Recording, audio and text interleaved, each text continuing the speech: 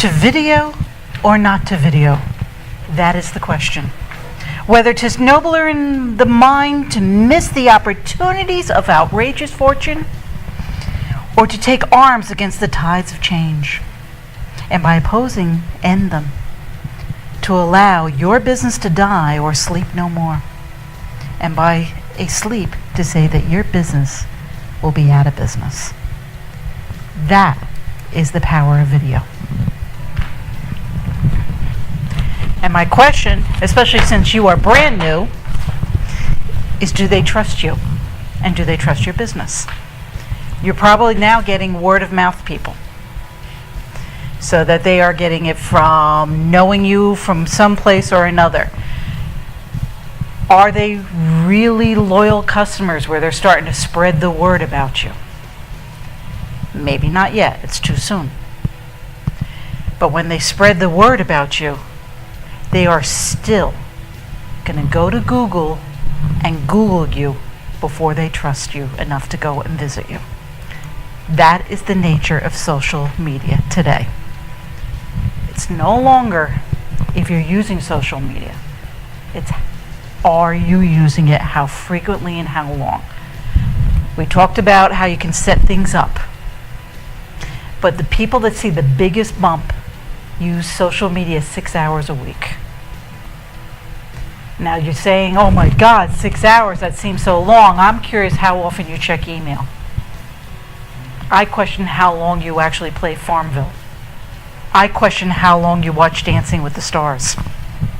And I bet you could just take a little bit of that time and apply it to social media and social video, and you will have much, much more.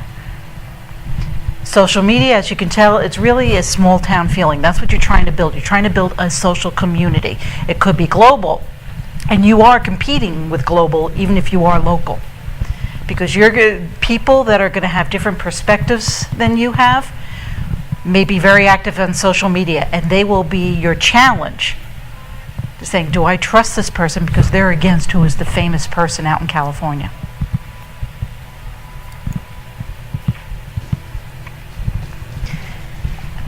Are you a Farmville player where you're just using it to catch up with all your older friends, or are you actually using social media to help promote your business? That is the question. It is totally a return on your involvement, not investment, because social media is pretty cheap, but it's totally on your level of involvement. And your level of involvement, as we'll go further into this presentation, is not talking at people, but talking with them. That is the key to growing your community. And you don't know what is going to be the tipping point where all of a sudden you become viral and become very well known. But by doing nothing, no one will ever find you. But if you start doing something, it'll be one particular tweet, it'll be one particular status update, or one particular video that's going to start the wildfire where you're going to start getting really known. We've heard the expression, picture is worth 1,000 words. A 3-minute video has a frame every second. So imagine 1,000 words for every single one of those frames. That's your opportunity to connect. I like to start, and you may have heard this from Frank. I know Brian knows, I'm a parrot freak. I love parrots, I love being around parrots, I love everything about them. Snowball, as lousy and as crummy as this picture is a very, very famous cockatoo. He was owned by a guy in his early 30s, and one thing about cockatoos is they become like Velcro birds. They have to be around you. They want to constantly be a member of the flock and be around the flock. His business was taking him elsewhere. The Snowball started screeching, started pulling out his feathers out of frustration because he was alone. So finally what he did was he decided to give it up to a shelter. And Bird Lovers Only took in the cockatoo and he said, look, Snowball screeches. But to calm him down, here's a CD of the Backstreet Boys. Just play it and he'll calm down. But make sure you're watching him while he does this. An hour later, Snowball started screeching. She put on the actual CD, and he started bobbing and dancing directly to the beat. Oh my God, I can't believe it. He's exactly on the actual beat of the song, no matter what song. It wasn't just the Backstreet Boys. That she took out her crummy first version of a flip, which was a lousy camcorder, but was the first one that started the whole do-it-yourself video. She put it on YouTube. It was free. And then she shared the link to her friends within the parrot rescue organizations, who shared it with others, who shared it with others, who shared it with others. And within 2 months had over 4 million views. YouTube allows not-for-profits to put a little donate button. And Irene, the owner of Bird Lovers Only, said the water started coming in like water from this single lousy, horrible quality video. If you imagine every person donated $1, her charity has $4 million.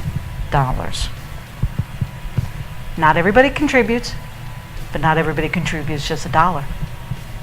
She's sitting pretty and helping many, many more parrots. And Snowball's also now world famous. He's been part of major studies. He's been on TV. Snowball has become just the beginning of a video launched into a really money-grabbing machine because he can dance to the music. It's not all cats and babies. What you're hearing is that, oh, you have to have something cute on your video in order for it to go viral. That's not totally true. But because YouTube is the second largest search engine, and the keywords you need to have for your blog, for your video, is how to. How to is the most frequently used term. And by the way, the most popular one is how to tie a tie and how to put on eyeliner are the two most frequently searched terms. Now, of course, you may not fit into that category, but they still use it. There are other stories I'm going to talk about later that talks about how video is so social and how it's increasingly so with the advent of Google+. You can be the next Snowball. The average American watches 30 minutes of video a day. 43 of the online consumers are social media fans. Combine those two, why aren't 43% of those people watching your videos?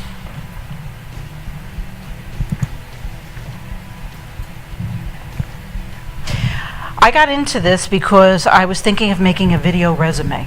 And I started looking at examples. And I come from the world of geeks. And let me tell you, engineers do not know how to talk to the camera.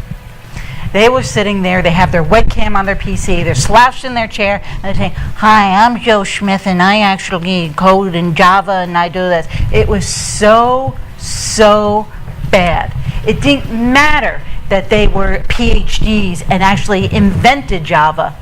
What was important is that they did not have the charisma, and everybody has a level of charisma, to actually present and be believable.